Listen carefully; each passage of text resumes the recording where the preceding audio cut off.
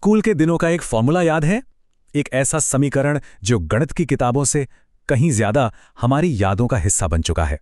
तो चलिए आज इसी जानी पहचानी चीज के अनजाने और गुप्त इतिहास की परतों को खोलते हैं। हाँ, बिल्कुल सही पहचाना। हम बात कर रहे हैं पाइथागोरस प्रमेय की। a² + b² = c²। सुनने में तो ये बहुत सीधा साधा लगता है ना। एक ऐसा नियम जो हमेशा काम करता है, बस त्रिभुज समकोण होना चाहिए। लेकिन क्या सच में कहानी इतनी सीधी है? क्या वाकई पाइथागोरस ही वो पहले इंसान थे जिन्होंने इस रिश्ते को समझा? बस यहीं से हमारा ये सफर एक रहस्यमयी मोड़ लेता है। तो चलिए अब हम समय में थोड़ा पीछे चलते हैं, ये देखने के लिए कि इस प्रमेय की कहानी जितनी हम जानते हैं उससे कहीं ज्यादा पुरानी और दुनिया भर में फैली हुई है। चलिए इस कहानी की जड़ों तक चलते हैं। हमारी कहानी शुरू होती है प्राचीन बेबीलोन में, और यहाँ बात हो रही है पाइथागोरस के जन्म से भी कोई 1200 साल पहले की। यहाँ हमें मिट्टी की एक टैबलेट मिलती है, प्लिम्पटन 322, जो इस प्रमेय के पीछे के सबसे पुराने सबूतों में से एक है। और ये मत सोचिए कि ये बस कुछ यूं ही लिखे हुए नंबर हैं। नहीं, ये टैबलेट हमें दिखाती है कि बेबीलोन के लोग सिर्फ 3, 4, 5 जैसे आसान ट्रिपल्स ही नहीं जानते थे, बल्कि उनके पास 12,709, 13,500, 18,441 जैसे इतने बड़े-बड़े, इतने जटिल ट्रिपल्स की एक पूरी सिस्टमैटिक लिस्ट थी। मतलब साफ है, वो सिर्फ अंदाजा नहीं लगा रहे थे। उनके पास इन नंबर्स को ढूंढ निकालने का एक पक्का तरीका, एक सिस्टम था। अब जरा इस टाइमलाइन को देखिए, ये पूरी कहानी को एक झटके में बदल देती है। बेबीलोन की टैबलेट और पाइथागोरस के स्कूल के बीच पूरे 1200 साल से भी ज्यादा का फासला है। और देखिए, इन दोनों के बीच में एक और बहुत अहम पड़ाव आता है, वैदिक भारत। हाँ, बेबीलोन से हजारों मील दूर प्राचीन भारत में लगभग 800 ईसा पूर्व यही सिद्धांत एक बिल्कुल अलग रूप में सामने आता है। शुल्ब सूत्रों में इसका इस्तेमाल पूरी तरह से प्रैक्टिकल कामों के लिए होता था, जैसे कि धार्मिक अनुष्ठानों के लिए एकदम सटीक माप वाली वेदियां बनाना। और सबसे दिलचस्प बात यह है कि यहाँ कोई a² b² नहीं है। इस प्राचीन भारतीय ग्रंथ में इस सिद्धांत को शब्दों में समझाया गया है, जो ज्यामिति की एक गहरी समझ को दिखाता है। ये बताता है कि गणित के सच को बयां करने के लिए हमेशा फॉर्मूलों की जरूरत नहीं होती। तो सवाल उठता है कि अगर पाइथागोरस ने इस प्रमेय का आविष्कार नहीं किया, तो फिर उनका नाम इसके साथ जुड़ा कैसे? इस सवाल का जवाब पाने के लिए हमें पाइथागोरस की दुनिया को समझना होगा, जो एक गणितज्ञ से कहीं ज्यादा एक दार्शनिक आंदोलन के नेता थे। देखिए, पाइथागोरस और उनके जो अनुयायी थे वो सिर्फ गणितज्ञ नहीं थे, वो एक तरह का गुप्त पंथ थे, एक ब्रदरहुड। उनका मानना था कि इस ब्रह्मांड का हर एक राज संख्याओं और उनके आपसी रिश्तों में छिपा है। उनके लिए गणित एक फलसफा था, जीने का एक तरीका। और इस बात का सबूत उन्हें मिला संगीत में। उन्होंने पाया कि संगीत के जो सबसे मीठे सुर होते हैं, जैसे ऑक्टेव या परफेक्ट फिफ्थ, वो असल में 2:1 या 3:2 जैसे बहुत ही सरल नंबरों के अनुपात से बने होते हैं। उनके लिए ये इस बात का पक्का सबूत था कि पूरा ब्रह्मांड संख्याओं के इसी सामंजस्य पर टिका है। और यहीं पे उनकी दुनिया में एक बड़ा संकट पैदा होता है। उनकी पूरी फिलॉसफी इसी विचार पर टिकी थी कि हर एक चीज को नंबरों के अनुपात में लिखा जा सकता है। लेकिन क्या हो अगर कोई ऐसी संख्या मिल जाए जिसे ऐसे लिखा ही ना जा सके?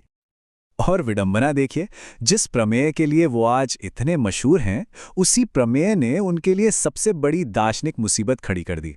जब उन्होंने एक बहुत ही साधारण से वर्ग का विकर्ण यानी डायगोनल निकालने की कोशिश की, जिसकी हर भुजा 1 थी, तो उन्हें एक ऐसी संख्या मिली जिसने उनके पूरे ब्रह्मांड को हिलाकर रख दिया। वो संख्या थी 2 का वर्गमूल, एक ऐसी संख्या जो कभी खत्म नहीं होती, जिसे आप कभी भी 2 पूर्णांकों के बटे में, मतलब एक फ्रैक्शन के तौर पे लिख ही नहीं सकते। ये एक इर्रेशनल यानी अपरिमेय संख्या थी, जो पाइथागोरियन के तर्क से भरे व्यवस्थित ब्रह्मांड में एक अनियंत्रित तत्व की तरह थी। ये खोज उनके लिए एक दार्शनिक तबाही थी। इसने उनके पूरे विश्व दृष्टिकोण की नींव हिला दी। मतलब उनका जो साफ सुथरा व्यवस्थित ब्रह्मांड था वो अधूरा था। कहते हैं कि हिपासस नाम के जिस अनुयायी ने इस राज को दुनिया के सामने लाने की हिम्मत की, उसे इसकी कीमत अपनी जान देकर चुकानी पड़ी। ये खोज उनके लिए इतनी खतरनाक थी कि इसे गुप्त राज बना दिया गया। लेकिन रुकिए, कहानी यहाँ खत्म नहीं होती। असल में इस प्रमेय की असली ताकत सिर्फ समकोण त्रिभुजों तक ही सीमित नहीं है। चलिए आगे बढ़ते हैं और देखते हैं कि ये कैसे एक और भी ज्यादा शक्तिशाली सिद्धांत में बदल जाता है।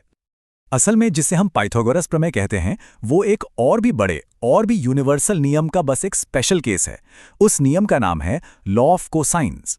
ये नियम किसी भी त्रिभुज पर काम करता है, सिर्फ समकोण पर नहीं। इसमें एक एक्स्ट्रा हिस्सा होता है जो कोण के हिसाब से बदलता है, और जब वो कोण ठीक 90 डिग्री का होता है तो cos 90 हो जाता है 0 और वो एक्स्ट्रा हिस्सा गायब हो जाता है। और हमें क्या मिलता है? हमारा जाना पहचाना a² + b² = c²। और अब आते हैं एक और भी गहरी और भी कमाल की बात पर। यह प्रमेय सिर्फ लंबाई के बारे में है ही नहीं, असल में ये एरिया यानी क्षेत्रफल के बारे में है। ये कहता है कि अगर आप एक समकोण त्रिभुज की दो छोटी भुजाओं पर कोई भी एक जैसा आकार बनाते हैं, चाहे वो वर्ग हो या वृत्त या कुछ और, तो उन दोनों के क्षेत्रफल का जोड़ हमेशा कर्ण पर बने उसी आकार के क्षेत्रफल के बराबर होगा। ये जो वर्गों के संरक्षण का आइडिया है ना, ये हमारी दुनिया में हर जगह दिखता है, वो भी बड़ी मज़ेदार तरीकों से।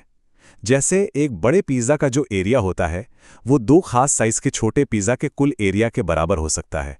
यही नियम फिजिक्स में भी लगता है।